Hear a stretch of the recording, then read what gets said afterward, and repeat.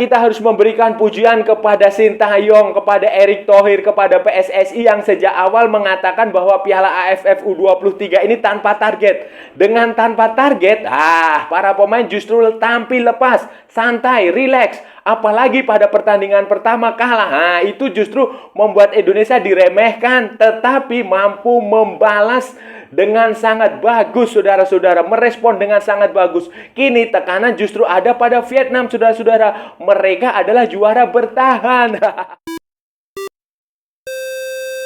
Halo saudara-saudara, jumpa lagi dengan komentator gadungan di sini.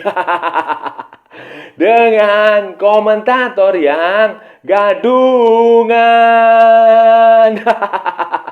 Seperti biasa, saudara-saudara, seperti biasa. Kalau kita sudah bertemu, pasti akan ada yang kita bicarakan. Akan ada yang kita bahas dari sepak bola di seputaran Asia Tenggara, di negara-negara tetangga, di negara-negara serumpun, di negara-negara jiran.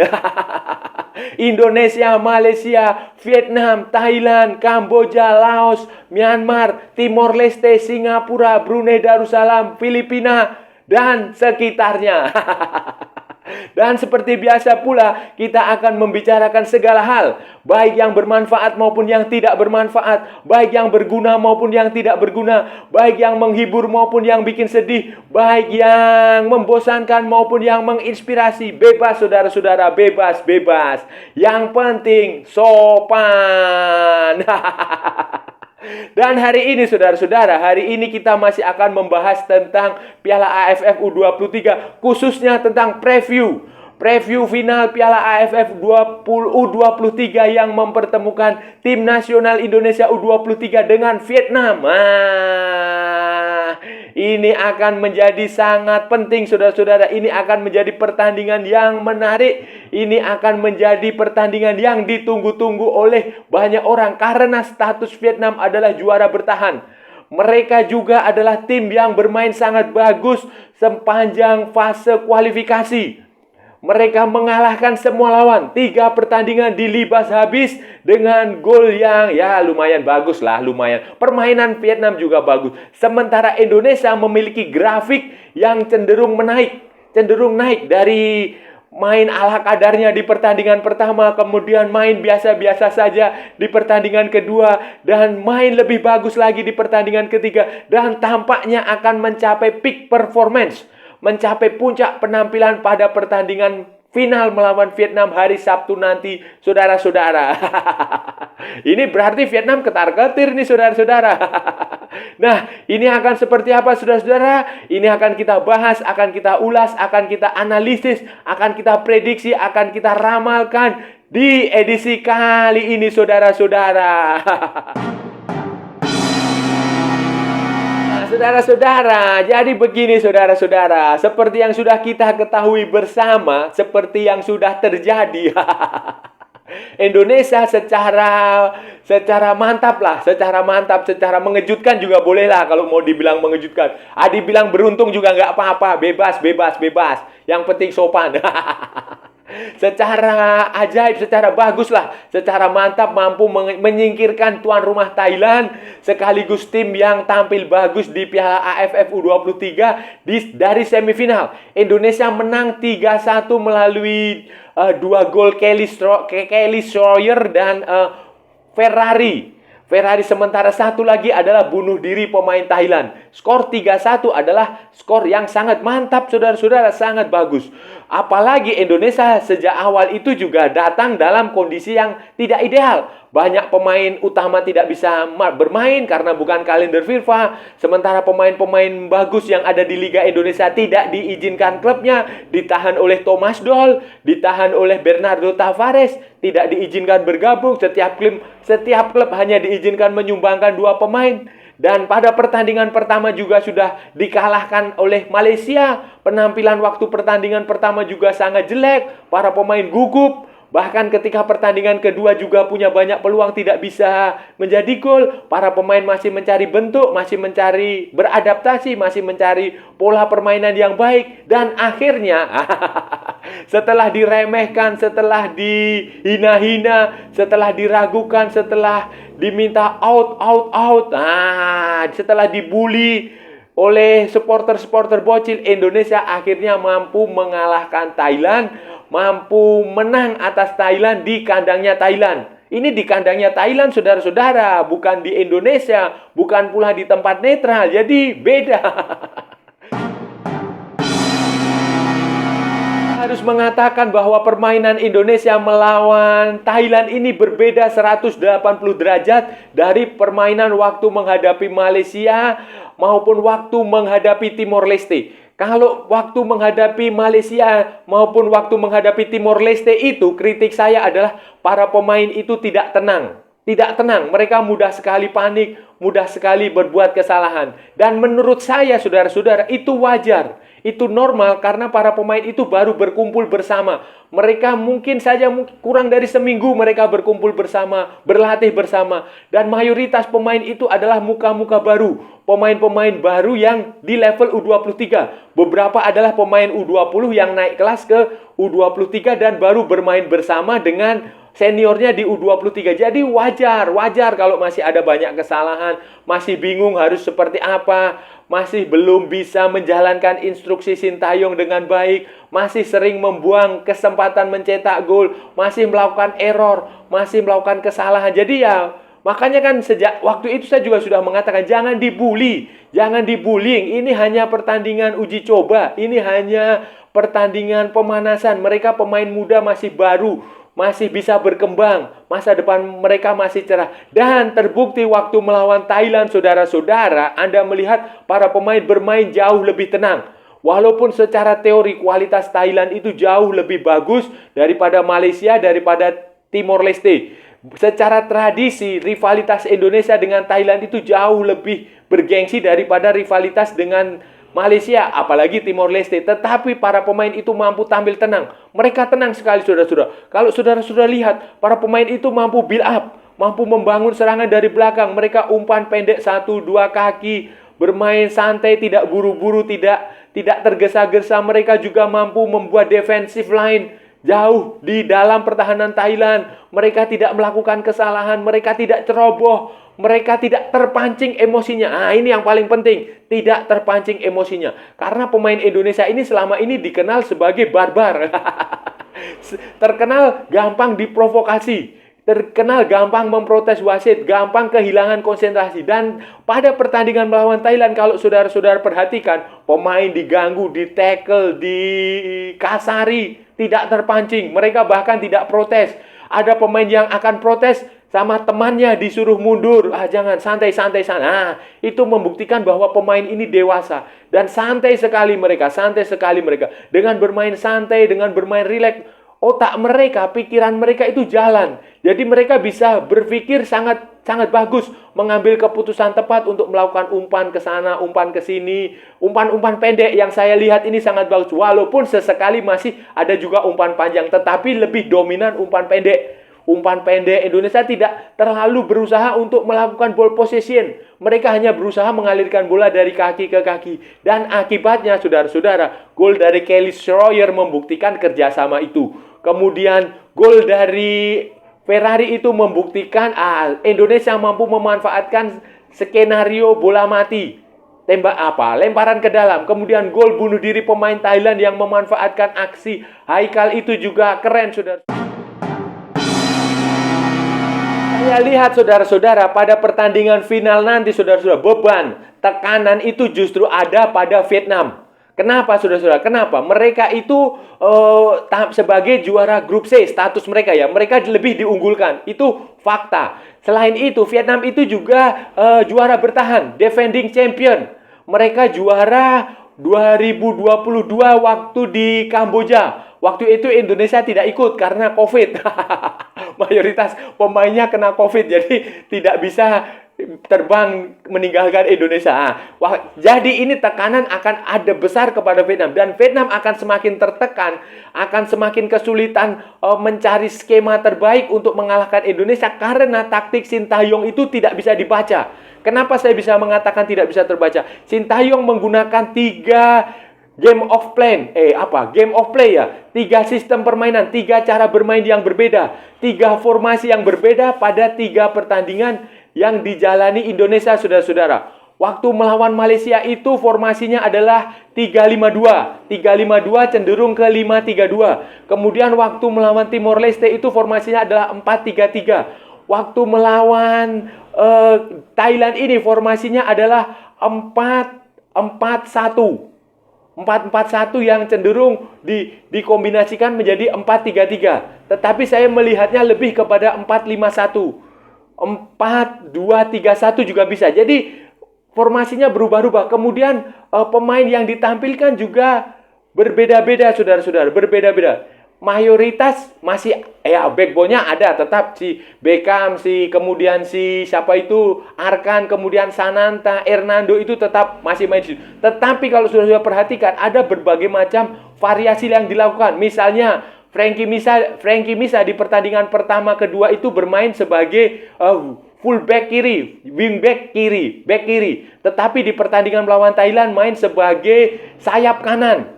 Nah, kemudian Robbie Darwish waktu melawan Malaysia itu bermain sebagai back tengah, bermain bersama Kadek Arel dan Ferrari sebagai 3 back. Tetapi waktu melawan Thailand itu dia bermain sebagai fullback kanan. Kemudian siapa lagi itu? Dewangga itu juga waktu melawan Malaysia tidak main. Kemudian waktu melawan Timor Leste dan waktu melawan Thailand main sebagai back tengah, bahkan menjadi kapten. Kemudian di tengah juga ada Rizky Dwi, ada Muhammad Kanu Helmiawan, ada Abdurrahman juga ada di situ sempat bermain. Kemudian Muhammad Ragil juga dimainkan. Jadi ada lebih banyak variasi dan itu saya yakin akan menyulitkan Vietnam, saudara-saudara. Cara Vietnam ini, saudara-saudara, kalau saya lihat itu bermain lebih monoton. Lebih monoton, formasi mereka tidak berbeda jauh sejak pertandingan pertama sampai pertandingan semifinal. Mereka mengandalkan pemain yang itu saja. Beberapa pemain Vietnam itu memang berbahaya. Contohnya yang nomor 9, saudara-saudara, yang mencetak 2 gol waktu melawan Malaysia. Si Din Quan Tien, nah itu berbahaya sekali, saudara-saudara. Itu pemain dari lulusan SEA Games 2023 yang lalu, saudara-saudara. Kemudian ada lagi pemain nomor 14, Nguyen Quoc Viet. Nguyen Quoc Viet ini juga lulusan SEA Games 2023. Ada lagi kipernya. Kipernya ini cukup bagus, saudara-saudara. Tinggi, refleksnya bagus, kemudian dia tangguh, dia mampu membaca bola-bola atas maupun bola-bola bawah dengan sangat bagus. Dan dia juga kapten. Itu si Quan Van Chuan. Bahkan ini, saudara-saudara, Quan Van Chuan ini adalah jebolan alumni SEA Games 2021 ketika Vietnam mendapatkan medali emas. Dia juga tampil di SEA Games 2023, saudara-saudara. Kemudian ada lagi pemain yang jebolan U20 yang waktu itu tampil di Piala Asia U20 itu seperti Nguyen Duoc Viet, nomor 8, saudara-saudara. Nomor 8 itu pemain-pemain yang menurut saya cukup berbahaya. Dan cara bermain Vietnam itu, saudara-saudara, kalau saudara-saudara perhatikan, mereka mengandalkan kecepatan. Mereka akan memaksakan bermain cepat. Mirip seperti klub-klub di Liga Indonesia. Cepat, iya, mereka akan mengandalkan cepat. Kalau Indonesia kan bermain dengan mendelay bola, memberikan umpan pendek. Vietnam itu maunya cepat. Langsung berlari dari kedua sayap, kemudian nanti setelah sampai di sayap di dekat kotak penalti itu akan di-cross ke tengah. Bola bawah. Kebanyakan bola bawah, ya beberapa kali bola atas, tapi mayoritas bola bawah. Di situ nanti si nomor 9 itu nanti akan berusaha untuk menyambut. Kadang juga mereka melepaskan tembakan dari luar kotak penalti. Contohnya seperti yang nomor 14 itu punya kemampuan itu, si Nguyen Quoc Viet. Nah, waktu lawan Malaysia kan dia juga mencetak gol. Itu cara main Vietnam seperti itu. Dan dengan gaya main Indonesia yang mendelay bola, ini akan cocok sekali. Dan tampaknya saya rasa kalau Vietnam ini tidak bermain akan sebagus waktu melawan Malaysia, waktu 2 grup sebelumnya. Mereka akan lebih banyak berusaha untuk meredam lini tengah Indonesia yang menurut saya sangat bagus. Adalah yang patut diwaspadai pula dari Vietnam adalah taktik pelatihnya. Nah, Vietnam ini ditangani oleh Hoang An Tuan. Ini adalah pelatih lokal Vietnam yang punya reputasi dunia. Ya, pokoknya pelatih lokal terbaik di Vietnam lah. Dia punya lisensi dari AFC Pro, dia juga punya lisensi dari UEFA. Dia juga bekerja menjadi asisten pelatih di banyak pelatih asing Vietnam. Salah satunya adalah Opa Riedel. Dia pernah bekerja sebagai asistennya Alfred Riedel waktu melatih Vietnam. Dia juga bekerja dengan beberapa pelatih asing Vietnam termasuk Park Hang-seo. Tetapi selama ini si Hoang Anh Tuan ini dikenal sebagai pelatih junior. Ya kira-kira kalau di Indonesia itu ya seperti Indra Syafri lah. Indra Syafri versi Vietnam. Dia memang spesialisasi pemain di level junior di U19, U20, U23. Walaupun dia belum pernah memberikan gelar untuk Vietnam, saudara-saudara, reputasi Hoang Anh Tuan ini luar biasa di Vietnam, saudara-saudara. Kalau saudara-saudara mau tahu, tahun 2016 itu dia mengalahkan Bahrain di perempat final Piala Asia U19. Artinya apa? Artinya Vietnam lolos ke semifinal Piala Asia U19 tahun 2016. Itu berarti pula Vietnam tampil di Piala Dunia U17 2017 di Korea Selatan kalau nggak salah. Itu saudara-saudara. Jadi pelatih sekelas Hoang Anh Tuan ini meloloskan Vietnam ke Piala Dunia U17.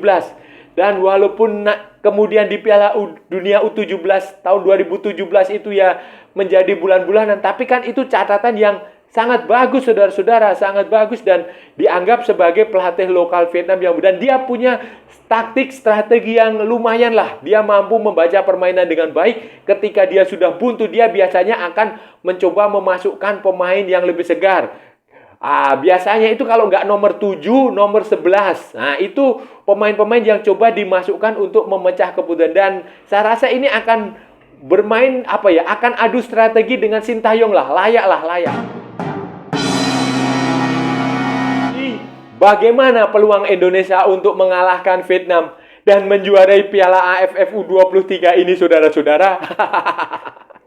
Menurut saya, saudara-saudara, Indonesia akan punya potensi yang sangat besar untuk mengalahkan Vietnam, saudara-saudara. Besar sekali, besar. Kenapa? Dari faktor teknisnya, seperti yang saya ungkapkan di depan tadi.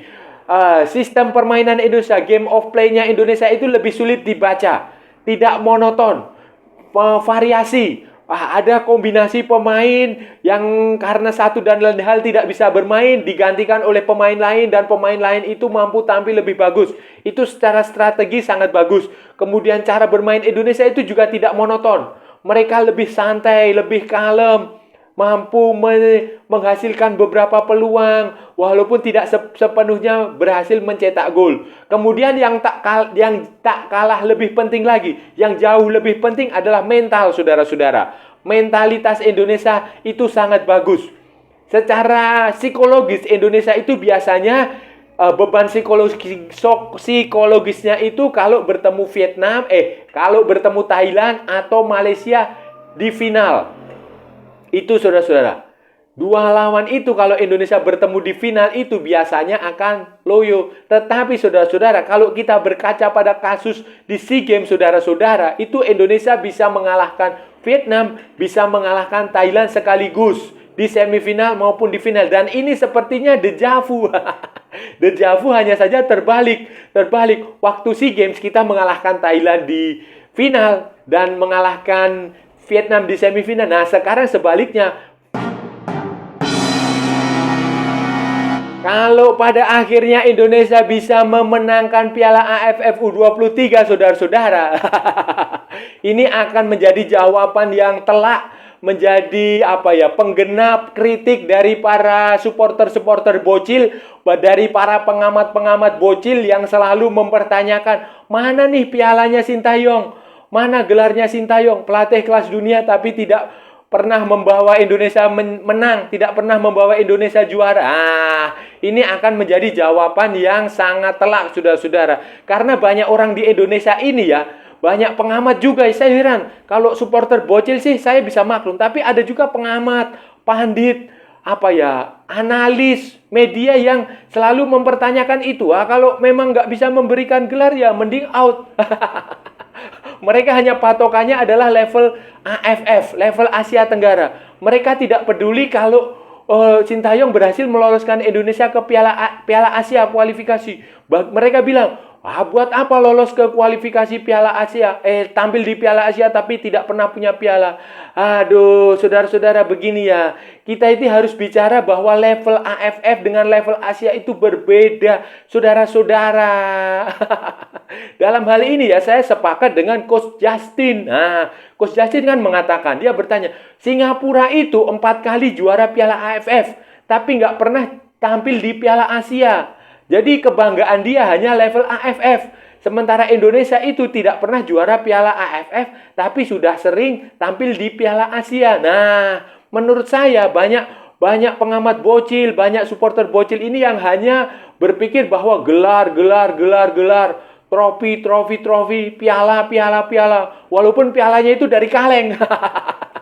Mereka sudah bangga. Akibatnya ya persaingan level Indonesia itu ya tidak naik kelas, hanya di situ-situ saja. Kalau Anda berpikir hanya Piala AFF. Tetapi saudara-saudara, dengan ini nanti kalau Sintayong berhasil memberikan Piala AFF U23 ini, otomatis itu semua akan terdiam. Sintayong akan membungkam mereka. Sintayong akan membuktikan bahwa proses itu harus diyakini sebagai sebuah kebenaran. Sepak bola itu adalah proses. Jadi tidak boleh instan, dan target A itu adalah sasaran. Ada target A, ada target B, ada target C, dan ya semoga. Saudara-saudara, itu tadi pembahasan kita hari ini, saudara-saudara.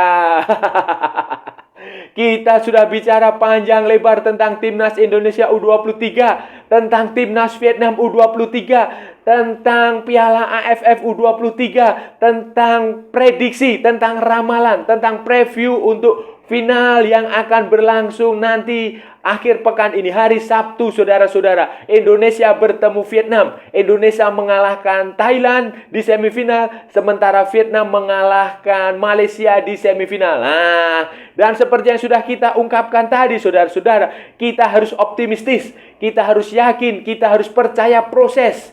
Kita harus percaya bahwa tim ini punya kemampuan untuk mengalahkan Vietnam untuk menjadi juara. Barrier psikologis Indonesia, hambatan psikologis Indonesia itu adalah Malaysia dan Thailand. Khususnya Thailand. Ketika Thailand sudah disingkirkan, biasanya Indonesia akan bermain lepas menghadapi lawan-lawannya, dan dalam hal ini tentu saja akan menghadapi Vietnam. Dan saya percaya, saya yakin, saya berani bertaruh Indonesia akan mengalahkan Vietnam. Mungkin skornya tidak besar ya, mungkin skor tipis, tetapi ya namanya kemenangan itu ya kemenangan, saudara-saudara. Dan ini akan menjawab kritik banyak orang bahwa Sintayong tidak pernah memberikan gelar. Dan saya rasa sudah cukup ya, saudara-saudara. Kita sudah membahas dari ujung barat sampai ujung timur, dari A sampai Z, sampai mulut saya berbusa-busa, saudara-saudara. Kalau ada salah-salah ya mohon maaf, saudara-saudara. Namanya juga gadungan. Wajar kalau gadungan itu salah, saudara-saudara. Tetapi kalau benar, berarti sebuah kebenaran. Kalau saudara-saudara merasa channel ini bermanfaat, berguna, menghibur, menginspirasi, menyenangkan, silahkan like, share, and subscribe. Tetapi kalau tidak, saudara-saudara, skip, abaikan saja. Jangan ditonton, tetapi jangan juga di-report. Kasihan saya, saudara-saudara. Ikuti pula akun media sosial Komentator Gadungan. Ada di Instagram, ada di Facebook, ada di TikTok. Oke, saudara-saudara, sampai bertemu lagi di edisi-edisi berikutnya dengan tema-tema yang jauh tidak berguna, dengan tema-tema yang jauh lebih tidak bermanfaat, dengan tema-tema yang jauh lebih membosankan. Oke, saudara-saudara, sampai bertemu lagi. Salam olahraga dan merdeka!